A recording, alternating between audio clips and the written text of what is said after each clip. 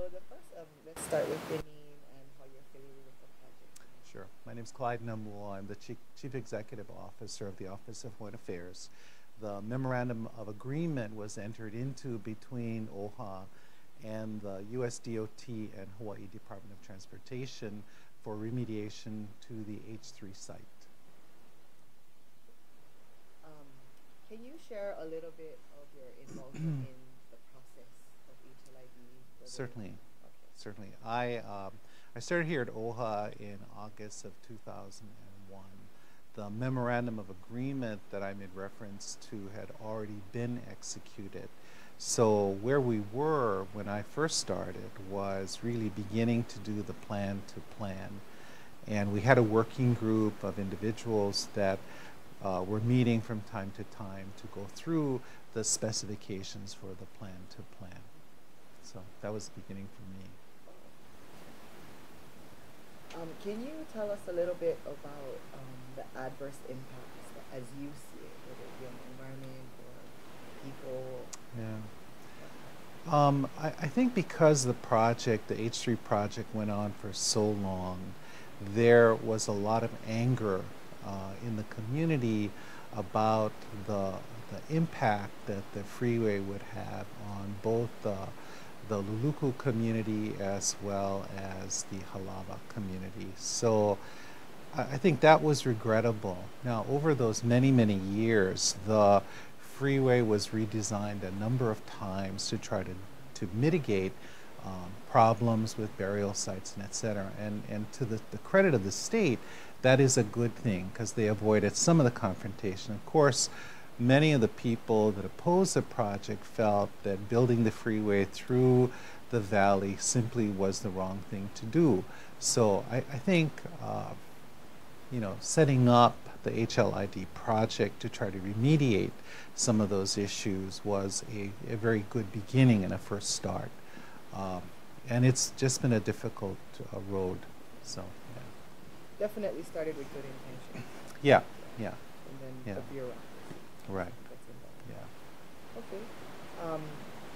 Can you share 3 Hawaiian values that you learned or experienced throughout the project? Well, I don't know if I could pick 3. I think there are things that I did learn.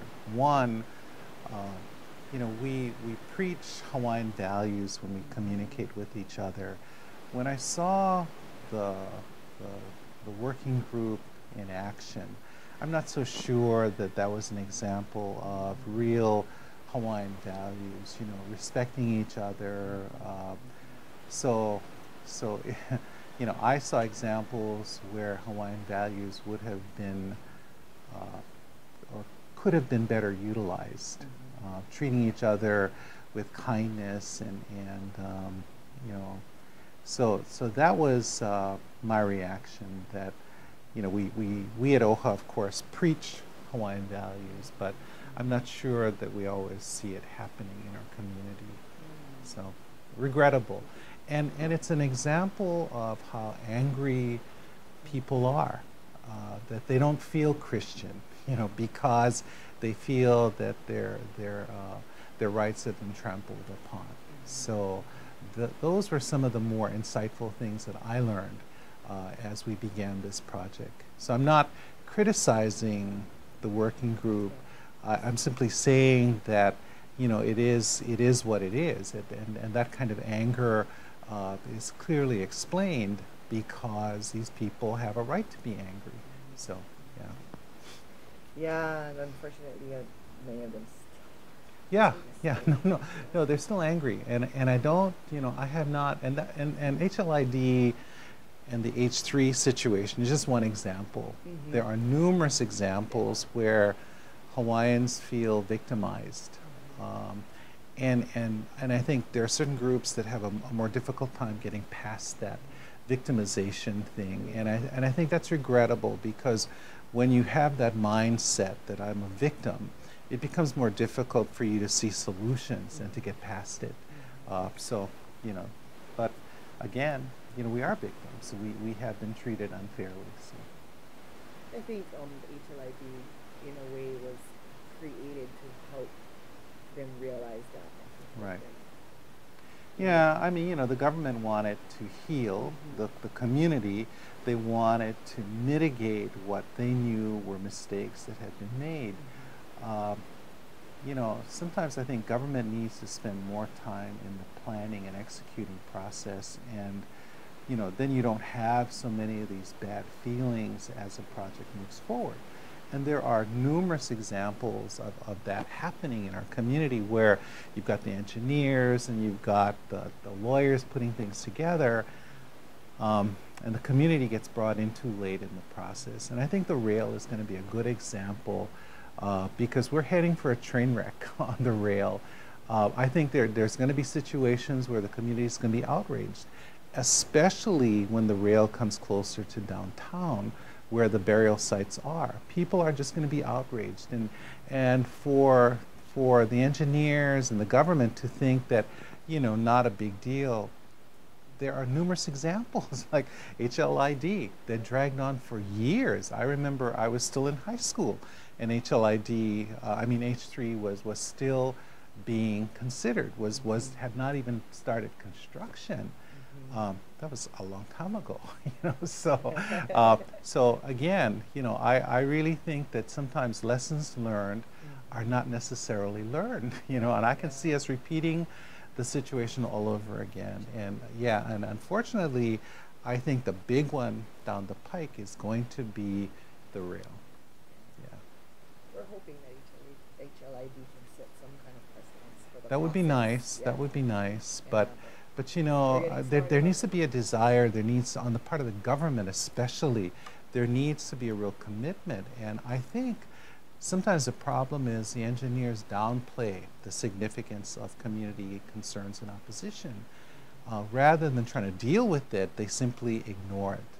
And, thinking that, well, it's going to go away. And we know for sure that it doesn't go away. It simply gets worse and worse.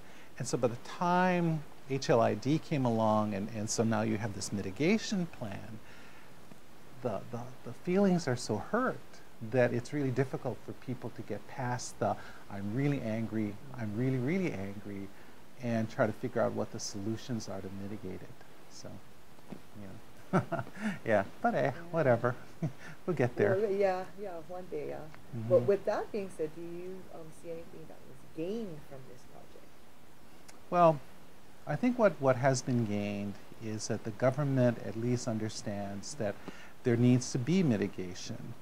Regardless of whether it is late in the process or not, at least there is that acknowledgement that, that there needs to be something done to mitigate what the construction has done to these two communities. So I think that's good. There isn't enough publicity about it. When people were protesting H3, then it was in the news. Now we're talking about mitigation. And there isn't enough public information to the community that here's the H3 that people were so opposed to for years and years and years. Here's our mitigation plan, and here's what's going to happen to try to make this right. And I think if you're really wanting to heal the feelings of the community needs to know what's going on. And at this point in HLID's history, I don't think that enough of that is occurring. There needs to be more public information. And we're hoping that this website and getting these interviews It's a beginning. True Story out, is the beginning.